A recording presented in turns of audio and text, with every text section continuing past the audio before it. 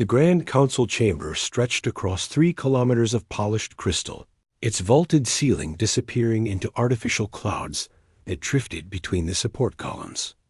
Representatives from 847 species filled the tiered seats, each delegation occupying spaces designed for their specific biology. The Vethran towered over everyone at 4 meters tall, their crystalline bodies refracting light into rainbow patterns. The ancient Kelmorians, with their 8 legs and sensor stalks, commanded respect through sheer presence. Smaller species clustered in the upper galleries, their voices amplified through translation matrices that hummed with constant activity. In a modest section near the back, almost hidden behind a support pillar, sat the human delegation. There were only 5 of them today. Doyun, the human ambassador, occupied the speaking platform when necessary, though that rarely happened. He was a thin man with graying hair and patient eyes that suggested he had seen many disappointments, but had not let them break him. Beside him sat Yuna, who spent most sessions reviewing data streams on her personal display rather than watching the debates. Taiho stood against the wall in his crisp uniform, hands behind his back, observing everything with the stillness of someone who knew how to wait.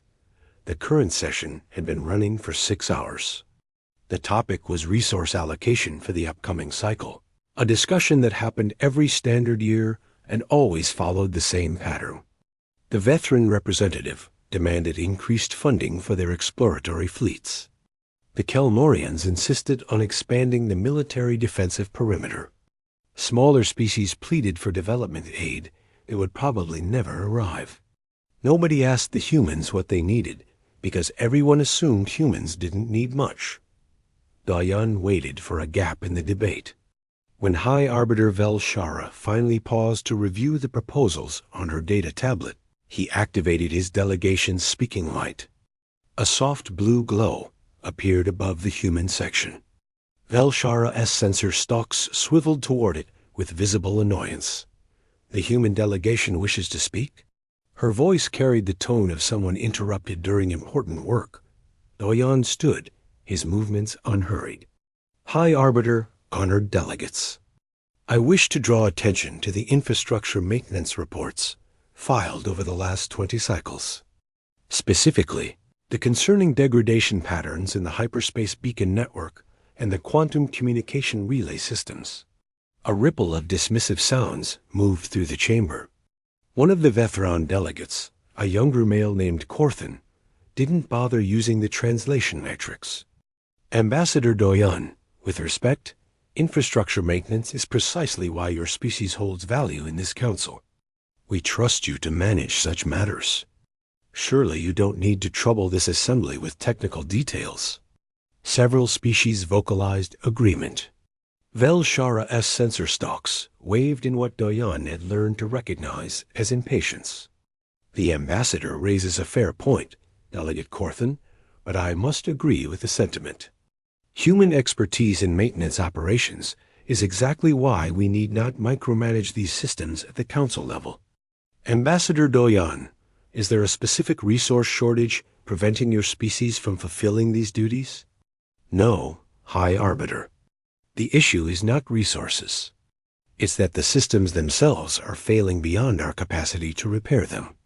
They require replacement, not maintenance. The hyperspace beacons in Sectors 7 through 19 are operating at 64% efficiency. We've submitted detailed reports explaining that I'm certain your people will find creative solutions, as you always do. Velshara turned back to her tablet. Your efficiency is noted and appreciated. Now, regarding the Kelmorian military proposal, Doyan remained standing for 3 seconds longer, then sat down. Yuna didn't look up from her display, but her jaw tightened. Taiho's expression never changed. This was the 3rd time in 20 cycles that Doyan had attempted to warn the council. Each time produced the same result. The pattern had become so predictable that Hana, the lead human scientist, had stopped attending these sessions altogether. She called them diplomatic theater, where extras don't get speaking roles. The session continued for another 4 hours. Budgets were allocated, territories were disputed, grand proclamations were made about the Council's glorious future. The humans said nothing else. When the session finally ended, delegates filed out in clusters, discussing dinner arrangements and social obligations. The human delegation gathered their materials in silence. "They'll listen eventually," Doyan said quietly, more to himself than anyone else. Yuna finally looked up from her display. "No, they won't. I've been tracking the response patterns. We could present evidence that the entire beacon network will collapse in 50 cycles. And they'd still delegate it back to us with a reassurance that we're very good at our jobs." She closed her display with more force than necessary. "They don't want to hear that something might be broken. They want to hear that we've already fixed it." Taiho moved away from the wall. "The military briefings are the same.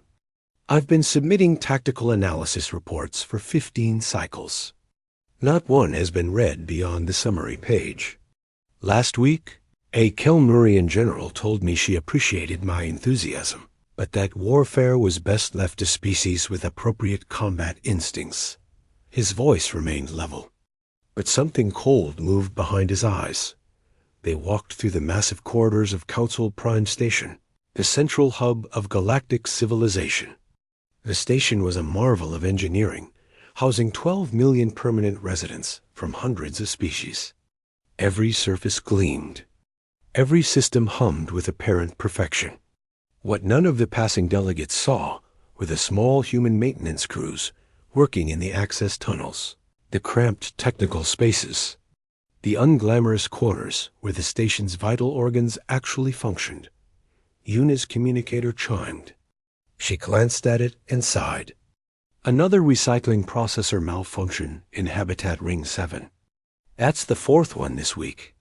The equipment is 340 cycles old, operating at twice its designed capacity. I've been requesting replacements for 6 years. Will you fix it? Doyon asked. Of course. We always do. She changed direction toward the nearest maintenance access point. Because if we don't, people die. And then they'll ask us why we let the equipment fail. Doyan watched her disappear into the access tunnel and continued toward the human residential section. It was small compared to other species' quarters, tucked into a lower traffic area of the station. Most humans preferred it that way. Less attention meant fewer interruptions while they worked Dot in his quarters. Doyan found a message waiting on his personal terminal. It was from Earth, from the Central Administration. The message was brief. Assessment complete. Consensus reached. Prepare for Protocol Dandelion. Timeline, 10 cycles. He read it 3 times. He'd known this was coming, had even recommended it in his reports. But seeing the actual authorization made it real. He thought about warning Velshara, about making one more attempt to explain what was about to happen. Then he remembered her sensor stalks waving with dismissal, remembered being interrupted while trying to prevent a crisis, remembered 340 cycles of being patted on the head and told to get back to work. Doyon activated his communicator and sent a single, encrypted message to every human in Council space. Begin preparations. We're going home. Outside his window, Council Prime Station sparkled against the void, beautiful and confident and completely unaware that the hands keeping it alive had just started packing their tools. The first sign that something unusual was happening came when the human maintenance shift in. Sector 12 didn't show up for work. The Kelmurian station supervisor, an older female named HFY, waited 30 minutes before checking the human residential quarters. She found them empty, cleaned out with systematic thoroughness. No furniture remained, no personal items, not even trash in the recycling units. Just vacant rooms with walls that still smelled faintly of human cleaning solutions.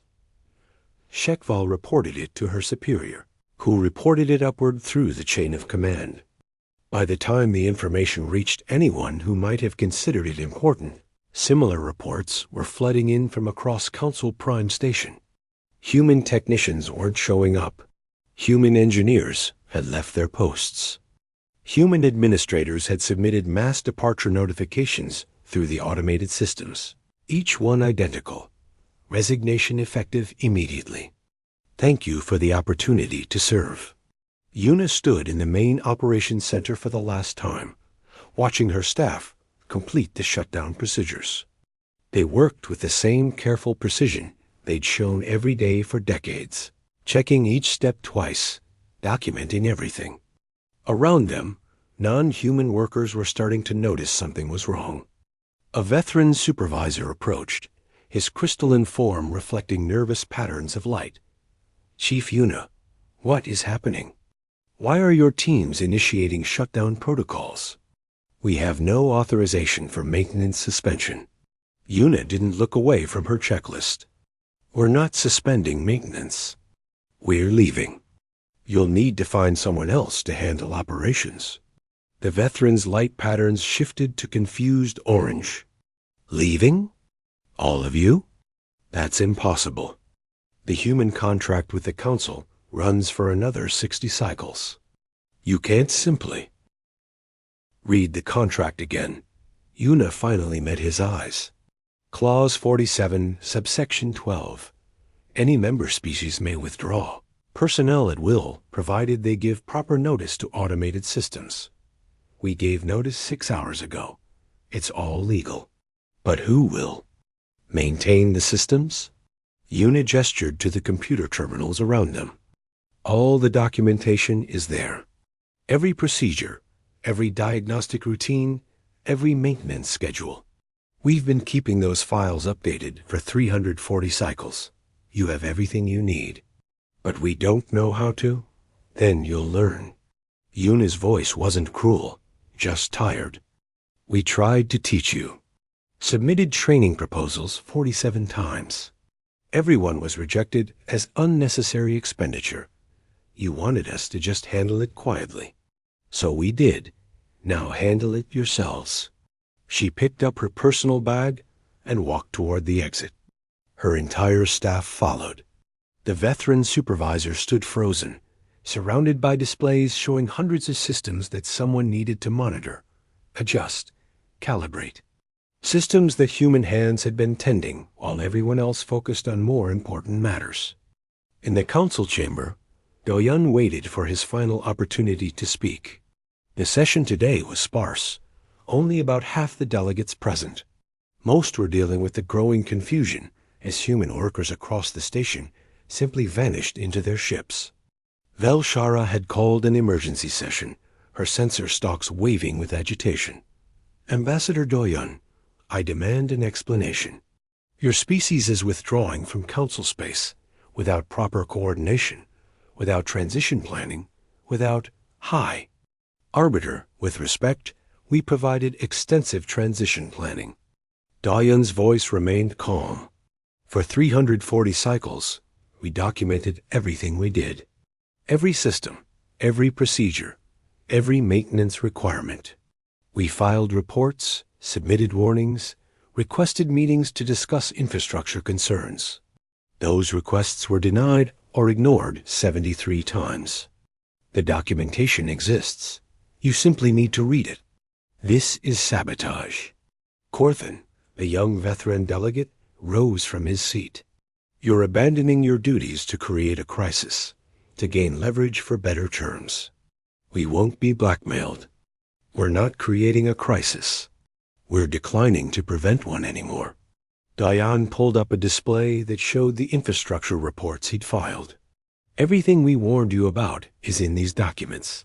The failing beacon network, the overloaded communication relays, the aging recycling processors, the ammunition synthesis protocols that require constant manual oversight. We told you what needed to be done. You chose not to listen because listening would have required acknowledging that your infrastructure depended on people you considered beneath notice. The chamber fell silent.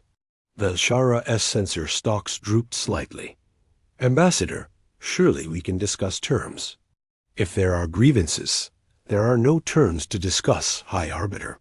This isn't a negotiation. We're simply going home. Doyon closed his display. I want to thank the Council for the opportunity to serve. I genuinely mean that. We learned a great deal during our time here.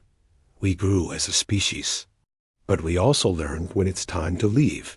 That time is now. You're making a mistake, Velshara said, but her voice had lost its authority. Without Council protection, Earth is vulnerable to external threats. Perhaps, but that's our concern now, not yours. Doyon gathered his materials for the last time. I hope you find the documentation useful. We tried to make it comprehensive. Goodbye, High Arbiter. He walked out of the council chamber. No one stopped him. Behind him, delegates began shouting questions, demanding answers, calling for emergency votes. Doyon heard none of it. He was already focused on the next step. At the military outpost on the frontier, Tai-Ho completed his final inspection. He'd spent 18 cycles at this station, observing Kelmurian military operations, filing reports that no one read, watching tactical decisions that made him wince. The base commander, General Thelmos, found him in the operations center. You're leaving too, I assume? The general's tone suggested mild annoyance, nothing more. Yes, General. My shuttle departs in 1 hour. Safe travels, then? I suppose we'll have to muddle through our observations without human input. She turned back to her tactical displays, already dismissing him. Tai-Ho hesitated. Despite everything, despite the indifference and dismissal, he couldn't quite let it go without one final attempt. General, the ammunition synthesis protocols. They're going to fail in approximately 20 cycles. We've been manually compensating for efficiency degradation. When we leave, you'll need to. Yes, I'm sure we'll manage. She waved a manipulator appendage without looking at him. The Kelmurian military has survived for 10,000 cycles. I think we can handle ammunition production. A documentation is in the system. Under Military Logistics, subsection. Thank you, Observer Tai-Ho. I appreciate your thoroughness. Now, if you'll excuse me, I have actual military matters to attend to. Tai-Ho stood there for 3 seconds longer. Then he did something he'd never done during his entire posting. He smiled. It wasn't a kind smile. Of course, General. Good luck with those military matters. He left the operations center and walked to the shuttle bay.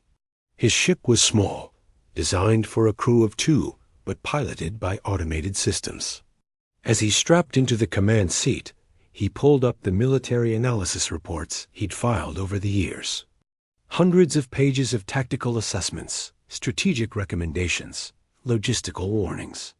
The system showed that every single one had been marked as acknowledged within an hour of submission. The system also showed that none of them had been opened beyond the summary page. Tai-Ho deleted his copy of the reports. They were backed up in the military database, accessible to anyone who wanted them. He doubted anyone would. The shuttle lifted off, joining the growing stream of human vessels departing Council space. There were more ships than most species had realized humans possessed. Sleek vessels that emerged from fold space with quiet efficiency, collected human personnel and equipment, then vanished back into the dark. No drama, no grand speeches, no threats. Just a calm, organized withdrawal. On Council Prime Station, Shekval sat in the operations center, staring at the documentation Yuna had mentioned. She'd opened the files and found herself looking at technical specifications so dense and complex that she couldn't follow them past the first paragraph. The humans had written everything down, yes, but they'd written it in their own mathematical frameworks, their own engineering notation, their own way of thinking about how systems interconnected. Her communicator chimed. Another recycling processor had failed, this time in Habitat Ring 4. Shekval looked at the documentation, looked at the error codes on her display, and realized she had absolutely no idea what to do. In the void beyond council space, the human ships gathered. Hundreds of them, forming up in precise formations that spoke of long practice and careful planning. This wasn't a panicked evacuation. This was an operation that humans had been preparing for cycles, maybe even decades. On the flagship, Doyan stood on the observation deck, watching Council Prime Station shrink in the distance. Yuna joined him, her expression unreadable. "Any regrets?" she asked. "Some," Doyan admitted. "I met good people here. People who meant well. But meaning well isn't enough when you refuse to listen. Think they'll figure it out? Eventually. Or they won't. Either way, it's not our problem anymore." The last human ship cleared council space, and the fleet engaged their full drives. In perfect unison, they vanished, leaving nothing behind but empty quarters, abandoned workstations, and documentation that explained exactly how to keep a galactic civilization running. If only someone had bothered to read it. For the first week after the humans left, nothing seemed wrong. Council Prime Station continued its daily operations. Ships came and went through the hyperspace beacon network. Delegates held their sessions, arguing about territory disputes and resource allocation with the same passion they always had. Some species even celebrated the human departure. The Vithran delegates proposed redistributing the resources that had been allocated to human operations, spreading them among the more deserving species. Delshara tried to sound optimistic during the emergency council session called to address the situation. While the human withdrawal was unexpected and poorly handled, it presents an opportunity for other species to step forward. We have their documentation. We have their equipment. We simply need to assign personnel to maintain their former duties. The assignments were made quickly. Kelmorian engineers would handle the hyperspace beacon network.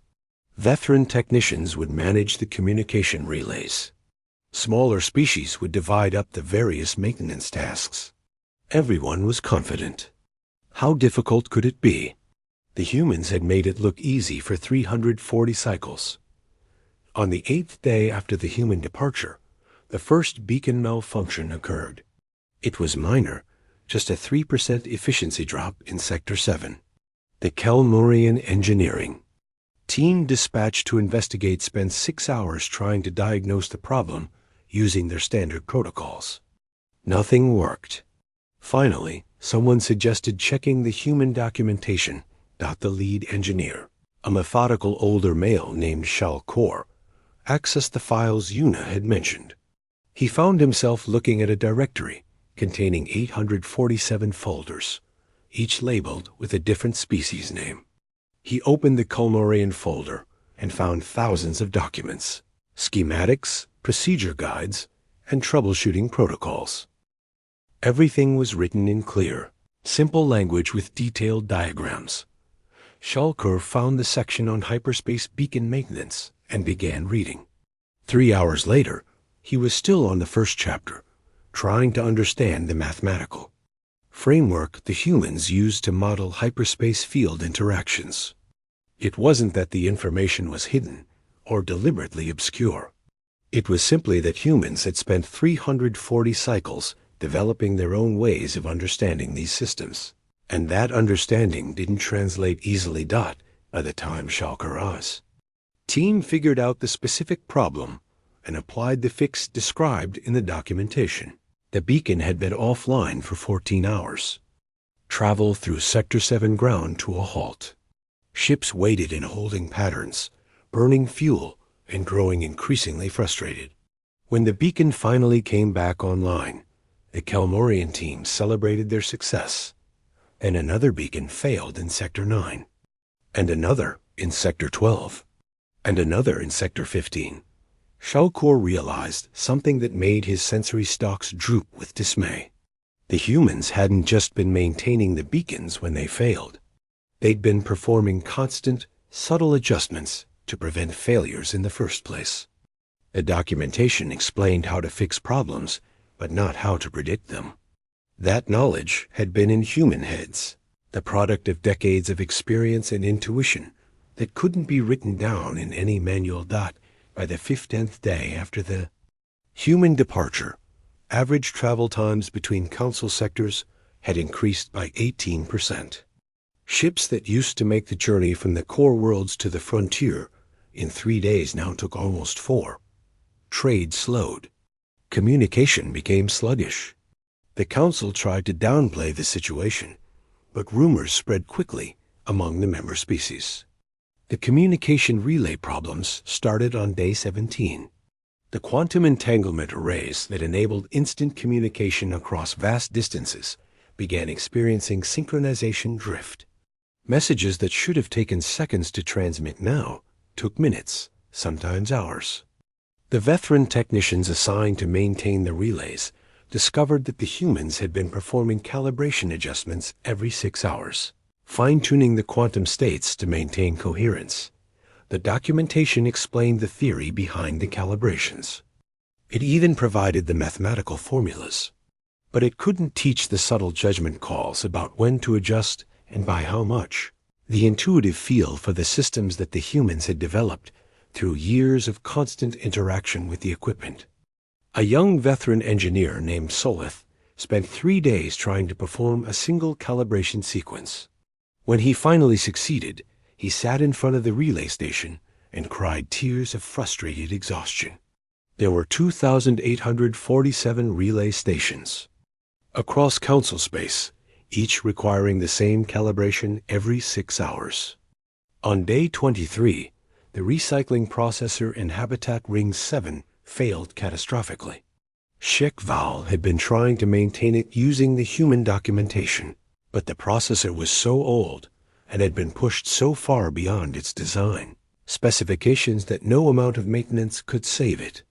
The failure released toxic gases into the ventilation system before safety interlocks could engage.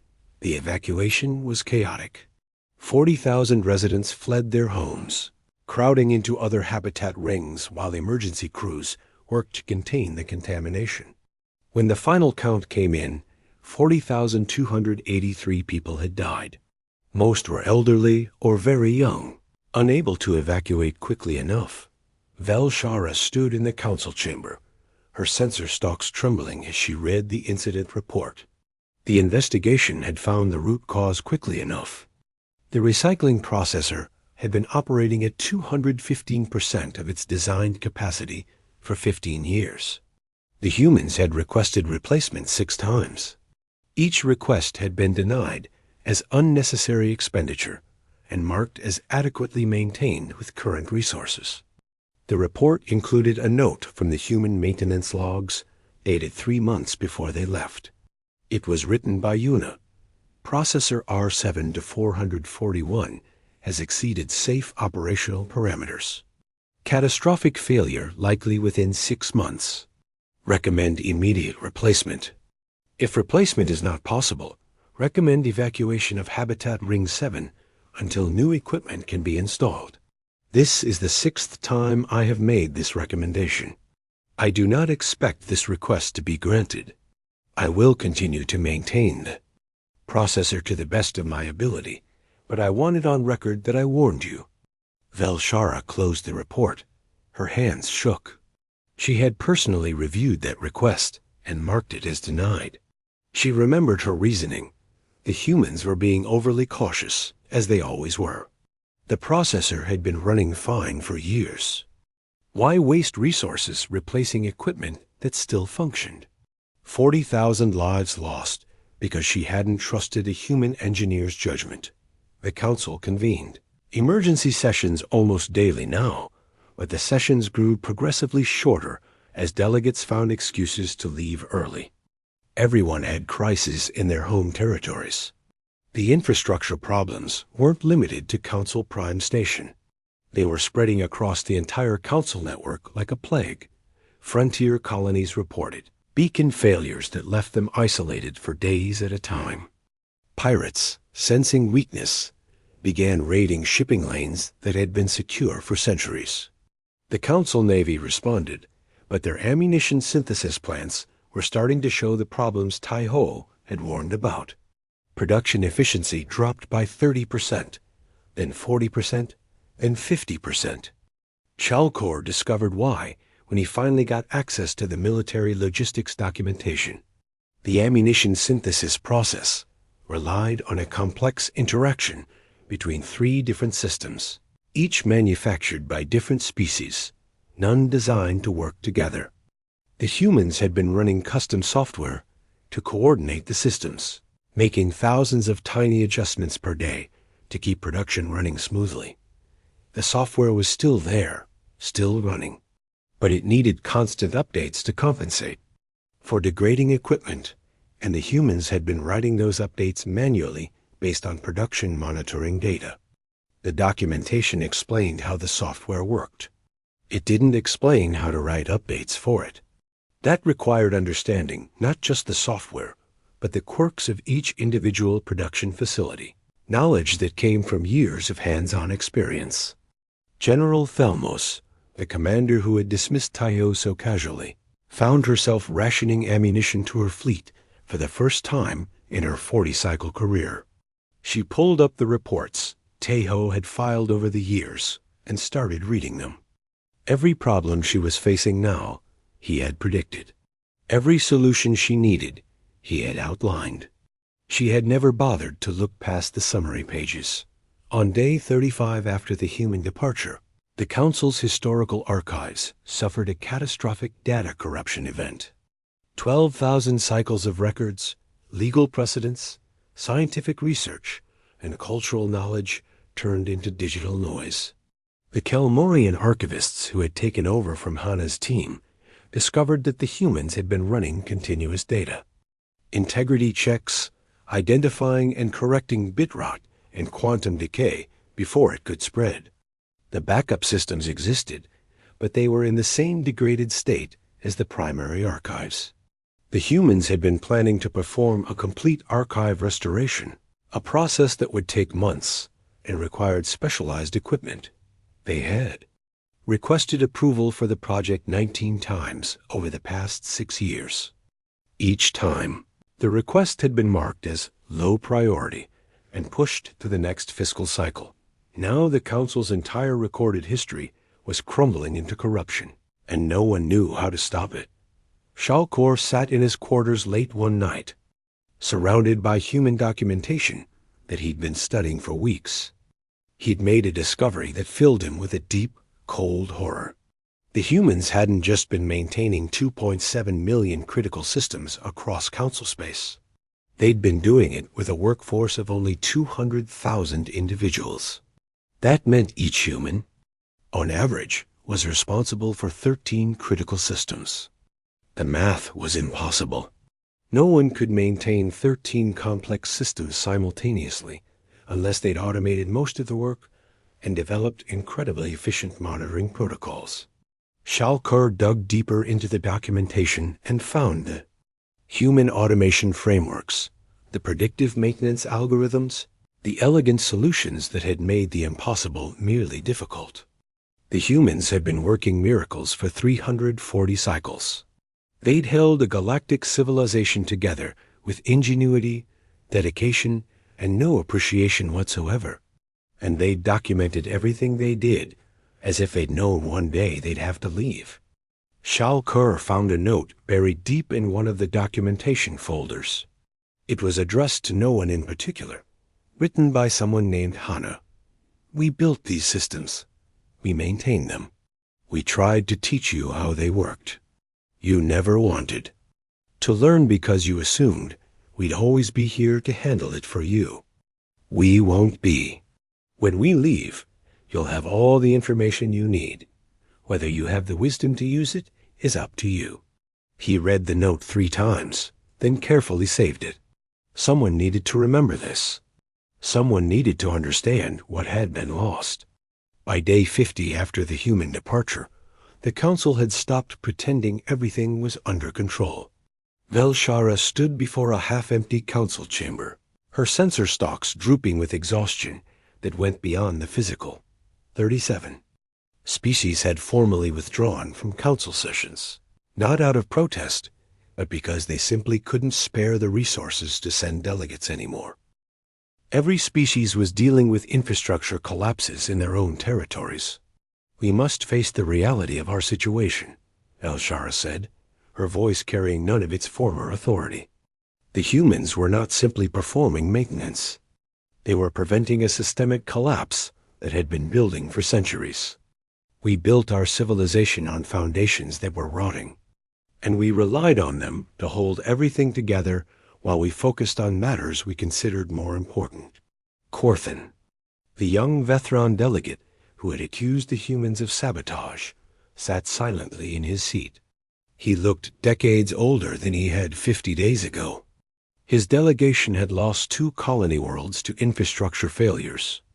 17,000 Vethron had died when life support systems failed on an orbital station. Systems that humans had been maintaining with equipment that should have been replaced 40 years earlier. "The question before us now is simple," Velshara continued. "Do we attempt to contact the humans and beg them to return? Or do we accept that we must learn to maintain our own civilization? We don't have time to learn." A Kelmorian military representative stood, his sensor stalks quivering with frustration. "The beacon network is failing faster than we can repair it. In 3 months, maybe less, we'll lose cohesion entirely. The Council will fragment into isolated pockets. We need the humans back now." Shal Kur, who had been invited to brief the Council on his findings, activated his speaking platform. "With respect, Delegate, bringing the humans back would only delay the inevitable. I've spent the last 50 days studying their documentation, and I've come to understand something important. The humans didn't want to be the galaxy's maintenance workers forever. They tried to teach us. They submitted training proposals, educational programs, technology transfer initiatives. We rejected all of them because we were comfortable with the arrangement. We wanted them to quietly handle the problems we didn't want to think about." He pulled up a display showing decades of rejected human proposals. "They asked us to learn 47 times. Every single request was denied. We didn't want to learn. We wanted servants who would spare us the inconvenience of understanding how our own civilization functioned." The chamber fell silent. No one could argue with the evidence displayed before them. "So what do you propose?" Velshara asked quietly. "We learn, now, before it's too late." Shal Kur pulled up another display, showing the organizational structure he'd been developing. "I've been working with engineers from 17 species, studying the human documentation together. It's difficult, but not impossible. We've identified the most critical systems and created training programs based on human procedures. If we commit resources to this, if we make it our highest priority, we can stabilize the situation in 6 months. 6 months, Velshara repeated. And in the meantime, we manage the failures as they come. We lose people. We lose infrastructure. We pay the price for 340 cycles of negligence." Shalkur's voice hardened. "There's no avoiding that now. The humans warned us 73 times. We have no one to blame but ourselves." The council voted to implement Shalkur's plan. It was unanimous, though the vote felt more like a desperate grasp at survival than a reasoned policy decision. The reality proved harsher than anyone anticipated. On day 65, the hyperspace beacon network in the frontier sectors failed completely. 17 colony worlds found themselves cut off from the rest of council space, unable to call for help or receive supplies. Pirates descended on the isolated colonies like predators scenting blood. The council navy tried to respond, but their ammunition shortage meant they could only defend the most critical systems. 2 colonies fell to pirate raids. 8,000 civilians were killed or enslaved. The Navy arrived 3 days too late, hampered by failing beacons that made navigation treacherous and slow. General Thelmos read the casualty reports in her office. the same office where she had dismissed Taiho's concerns about ammunition synthesis protocols. She had his reports open on her display now, reading through them with the painful attention of someone learning exactly how many mistakes they'd made. Every failure she was experiencing, he had predicted with disturbing accuracy. Every solution she was desperately implementing, he had outlined years ago. She reached the final report he'd filed, dated 1 week before the humans left. It was brief. The ammunition synthesis protocols are degrading beyond my ability to compensate manually. Catastrophic production failure, likely within 60 to 90 days of human departure.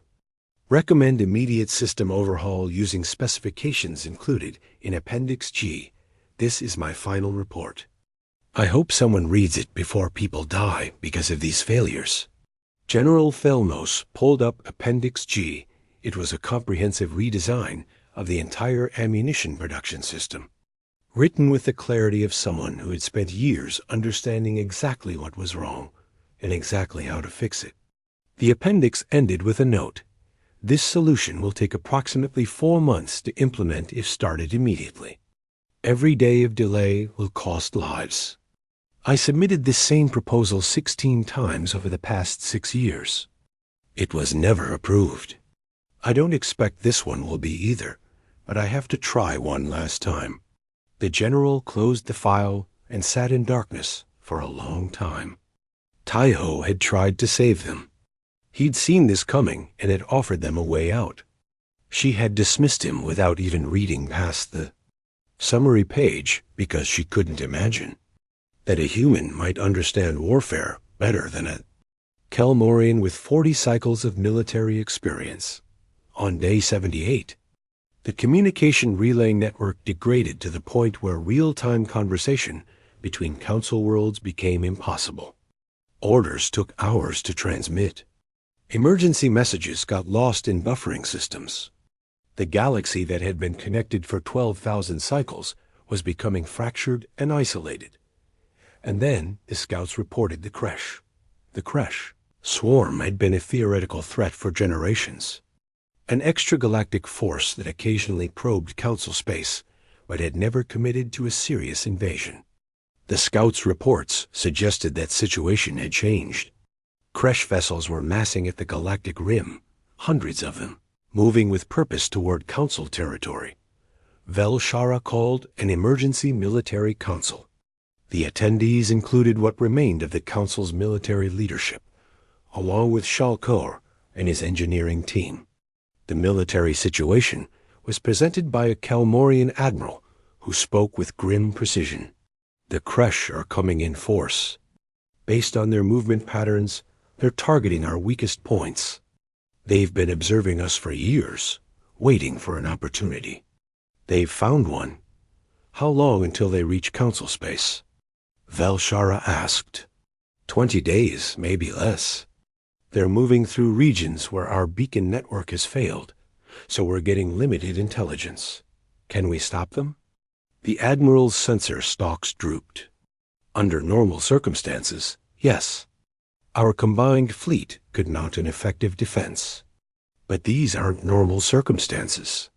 We're dealing with ammunition shortages, communication delays, and navigation problems. Our fleet is scattered across council space, dealing with infrastructure emergencies and pirate raids. Assembling a coordinated defense will be extremely difficult. Shalkur pulled up a display. There's something else. I found references in the human military documentation to Kresh defensive strategies. Apparently, human military observers had been analyzing Kresh tactics for decades and developing counter-strategies. The files are extensive. General Thelmos leaned forward. Show me. The documents that appeared on the display were remarkable in their detail. Taiho and other human military observers had been compiling Kresh intelligence for over a century, analyzing their tactics, their technology, their patterns of behavior. They'd developed comprehensive, defensive strategies and had been updating them constantly. The documents ended with a note from Taiho. These strategies require coordinated fleet actions with real-time communication and reliable supply lines. They were designed assuming Council infrastructure would be maintained at operational levels. If the beacon network and communication relays are degraded, these strategies will be significantly less effective. I've included alternative approaches for degraded infrastructure scenarios in Appendix M. General Thelmos opened Appendix M and read through it in silence. When she finished, she looked at Velshara. He planned for this. The human observers saw the Kresh building up forces. They knew this was coming. They developed strategies for fighting the Kresh, even if our infrastructure collapsed. Did they warn us? Velshara asked, though she already knew the answer. Yes, 63 times over the last 10 cycles. Every warning was marked as speculative intelligence and filed as low priority. The general's voice was hollow. We didn't just ignore their maintenance warnings. We ignored their military intelligence, too. We assumed that warfare was something only traditional military species could understand. The room fell silent. Outside the station, Council space continued its slow collapse. Systems failing one by one, the accumulated negligence of centuries, finally demanding payment. And now, just as the foundations were crumbling, an external enemy was coming to test what remained. Velshara stood, her sensor stalks straightening with an effort of will. We implement every strategy in those documents. We use every piece of intelligence the humans provided. And we pray to whatever gods we believe in that it's enough. She didn't voice the thought that everyone in the room was thinking, that perhaps the humans had left at exactly the right time, before they could be blamed for the coming catastrophe. That perhaps watching from a distance, they would see the Council finally learn the lessons that could only be taught through terrible consequence. The Kresh were coming. The Council was broken, and the humans who might have helped them prepare for this moment had left in silence, taking with them knowledge that had been freely offered and repeatedly refused. Shalkar looked at the defensive strategies on his display and began making plans. They would fight. They would use everything the humans had taught them, even if they'd learned it too late. And if they survived, perhaps they would finally understand what they had lost when those quiet workers had packed their tools and walked away. The Kresh arrived on Bay 93. Their ships emerged from fold space at 17 different points along the galactic rim, each fleet targeting systems where the beacon network had failed and defenses were weakest. The Council Navy scrambled to respond, but coordination was nearly impossible, with communication delays measuring in hours. Fleets that should have moved as unified forces instead operated as isolated units, each commander making decisions based on outdated intelligence. Shalkar watched the tactical displays from June, Council Prime Station, seeing the Kresh strategy unfold with terrible clarity. They weren't trying to conquer Council space. They were probing for weakness, testing responses, looking for the breaking point where the Council would fracture completely. Every attack was calculated to maximize chaos while minimizing their own risk. They've done this before, General Thelmos said quietly, standing beside him. This is how they operate. They wait for civilizations to weaken. Then they apply precise pressure until the structure collapses from within. The human documents predicted this exact strategy. Yes, they did. The general pulled up one of Taiho's tactical analyses. He wrote that the Kresh view warfare as a form of structural engineering. They identify load-bearing elements of a civilization and systematically destroy them. Our load-bearing elements have been failing for months now. The first battle was a disaster. A Kelmurian fleet engaged a Kresh force near a failed beacon cluster and found itself unable to coordinate with supporting vessels. The Kresh exploited the communication delays ruthlessly, isolating ships and destroying them one by one. The Kelmurian fleet lost 40% of its strength before retreating in disarray. Similar patterns played out across the frontier. The Council forces weren't losing because they were outmatched in firepower or technology. They were losing because their infrastructure couldn't support coordinated operations. Every advantage they should have had was negated by communication failures, navigation problems, and ammunition shortages. On day 105, Velshara made the decision that everyone knew was coming, but no one wanted to speak aloud. She authorized a delegation to travel to Earth and request human assistance. The vote in council chamber was unanimous, though it felt less like a policy decision and more like a desperate plea for rescue. Shalkur volunteered to lead the delegation. He'd spent months studying human documentation, learning to think in their frameworks, beginning to understand not just what they'd done, but why they'd done it. If anyone could communicate with the humans now, it would be him. The journey to Earth took 3 weeks. The beacon network was degraded enough that navigation required careful manual plotting, and several times they had to backtrack around failed nodes. Shalkur used the travel time to prepare, reviewing human contact protocols and trying to anticipate how they might react. He brought with him physical copies of the unread reports, printed on durable material that would survive centuries. He brought the archived warnings, the rejected proposals, the documentation that proved the humans had tried to save them. He brought evidence of the Council's failure, hoping it might somehow earn forgiveness, or at least understanding that when they finally emerged in the Sol system. Shalkur found himself looking at something that shouldn't exist. The system's defensive perimeter made Council military installations look primitive by comparison. Massive orbital structures surrounded Earth, energy signatures pulsing with power levels that exceeded anything in Council space. Ships moved between the structures with precision that suggested automation far beyond what the Council had achieved. The humans had been busy during their 340 cycles in Council space. But they'd also been busy doing something else, something they'd kept hidden. They'd been building. A transmission reached the delegation's ship within seconds, spoken in perfect Kelmorian by a voice that Shalkur recognized from the archived files. It was Yuna's voice, though not quite. The tones were correct, but the delivery had a quality that suggested artificial intelligence. Council delegation, you are recognized. State your purpose. Shalkur activated his communication system.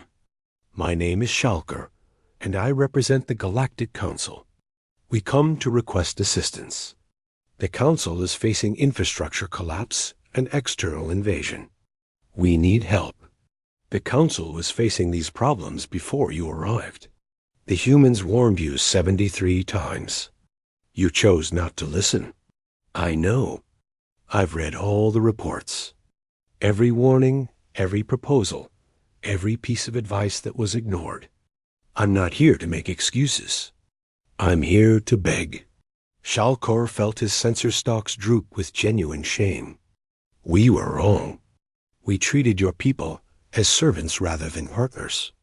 We dismissed their expertise because we couldn't accept that they might understand our civilization better than we did. 40,000 people died because we ignored warnings about a recycling processor. Thousands more are dying now because we didn't prepare for threats your military observers saw coming years ago. We were wrong, and we're sorry, and we need help. There was a long pause. Then, request permission to dock. You will be met by a representative. The delegation's ship was guided to one of the massive orbital structures. The docking procedures were smoother and more efficient than anything Shalkur had experienced at Council stations. When they disembarked, they found themselves in a receiving area that was simultaneously familiar and alien. The architecture was clearly human, but the technology integrated into every surface went far beyond what humans had displayed in Council Space. The representative who met them was an android. Its features clearly artificial, but designed with careful attention to human aesthetics. It spoke with Yuna's voice. I am the administrative intelligence for Earth's external relations. I speak with Yuna's voice because she designed my communication protocols, but I am not her.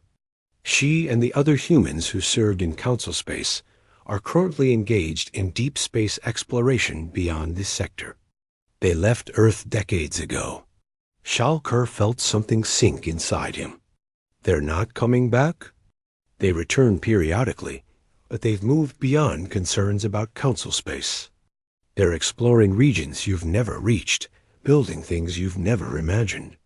They spent 340 cycles trying to help you. When you refused their help, they decided to focus their energy elsewhere. Will they help us now? The android was silent for a moment, as if consulting with distant systems. They've authorized me to provide you with something. Follow me. The android led them through corridors that seemed to stretch impossible distances, past windows showing construction projects that made Shalker's engineering knowledge feel inadequate. Finally, they reached a massive data archive facility. This contains everything, the android said. Every piece of knowledge humanity gained during their time in Council Space. Every solution they developed for your problems. Every innovation they made to keep your civilization running. Updated with everything they've learned since leaving. Engineering principles, medical advances, agricultural techniques, energy production methods. All of it. Shalker looked at the archive with something approaching awe. You're giving this to us? With conditions. First, you must do the work yourselves. We will not send humans to fix your infrastructure. We will not fight your wars. We will answer questions when asked, provide clarification when needed, but the labor must be yours. Second, you must acknowledge what happened. This knowledge comes with historical records, showing how the Council treated humanity. You must teach future generations these lessons. Third, you must extend the same opportunity to other species. Everything in this archive becomes freely available to any species that wants it. Those are reasonable conditions. They are the only conditions under which humanity is willing to help. You wanted servants. That offer is withdrawn permanently. We will be teachers, if you're willing to be students. But the relationship must be mutual respect, or there will be no relationship at all. Shalker bowed, a gesture of respect that crossed species boundaries. On behalf of the Council, I accept these conditions. And I want to say something that should have been said 340 cycles ago. Thank you for everything you did, for trying to help us even when we didn't deserve it, for not letting us die now, even though we earned it through our own negligence. The android was quiet for a moment. When it spoke again, its voice carried something that might have been warmth. Yuna left a message for whoever came asking for help. She said to tell you that humans don't give up on people easily. We tried for 340 cycles because we believed you could be better. We left because staying meant enabling your worst habits. But we always hoped you'd learn. The fact that you came here means perhaps you have. The delegation returned to Council Space with the archive data, transmitted through secured channels to prevent loss. Shalker presented the knowledge to the Council, along with the conditions. The vote to accept was unanimous. The work began immediately. Engineers across Council Space accessed the archive and began implementing solutions that humans had developed, but never had the authority to deploy. The beacon network stabilized within weeks, using human-designed redundancy protocols. Communication relays were upgraded with human quantum coherence algorithms. Production facilities were rebuilt using human efficiency models. The Kresh invasion continued, but now the Council had something it had lacked before. The defensive strategies Taio and others had spent decades developing. More importantly, they had the infrastructure to implement those strategies. Fleets coordinated using human-designed communication protocols. Supply lines held using human-designed logistics frameworks. The tide slowly turned. General Thelmos commanded the final battle against the Kresh, using every tactic from Taio's documents. When the Kresh finally withdrew, Having concluded that council space was too organized to fracture, she stood on her command deck and thought about the human observer who had tried to warn her. She wondered if he was watching from wherever humans went to explore. She hoped he knew his work had saved millions of lives. On day 287 after the human departure, Belshara stood before the council chamber to announce her resignation. Her censer stalks drooped with age and exhaustion, but her voice was clear. "I failed you," she said simply. "I had the wisdom of an entire species available to me, and I dismissed it because it came from people I considered beneath my notice. 40,000 died in a preventable accident. Thousands more died in battles we should have been prepared for. The council nearly collapsed because I and those who came before me refused to listen to those who were trying to help us." She pulled up a display showing the human warnings, all 73 of them, arranged chronologically. "These documents will be displayed permanently in this chamber. Future generations must see what happens when pride and prejudice override wisdom, when we assume that those who serve us are less valuable than those who give orders." Shalkur was elected as the new High Arbiter. His first act was to establish mandatory infrastructure training for all council delegates. His second was to create an annual Remembrance Day for the 40,000 who died on Council Prime Station, victims of negligence that could have been prevented if anyone had been willing to listen. His third act was to send a message to Earth, transmitted through the communication channels the humans had provided. It was simple. "Thank you. We're learning. We hope one day to be worthy of the help you gave us." The response came 3 weeks later, text only, from an exploration vessel somewhere beyond charted space. Shalkor recognized Doyun's communication style in the careful phrasing. "We always believed you could be better. We left so you could prove it to yourselves rather than relying on us. We're glad you're learning. The galaxy needs strong partners, not dependent clients. Continue the work. We'll be watching with hope." Shalkur had the message inscribed on a monument outside the council chamber, beside the memorial for those who died. Under it, he added his own words. "They tried to tell us. For 340 cycles, they tried. We should have listened." Centuries later, when young students learned about the human departure, they asked why the humans left.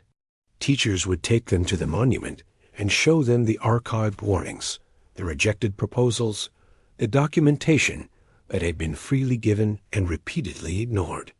"They left," the teachers would say, "because sometimes the kindest thing you can do for someone is let them learn to stand on their own, even if it means watching them fall first." And somewhere in the unexplored regions beyond council space, humanity continued its journey among the stars, building wonders and chasing dreams, secure in the knowledge that they had done what they could for a galactic civilization that had finally learned to appreciate the value of those who work in silence, who maintain what others take for granted, who try to help even when no one wants to listen. The humans had left in silence, and in that silence, the council had finally learned to hear.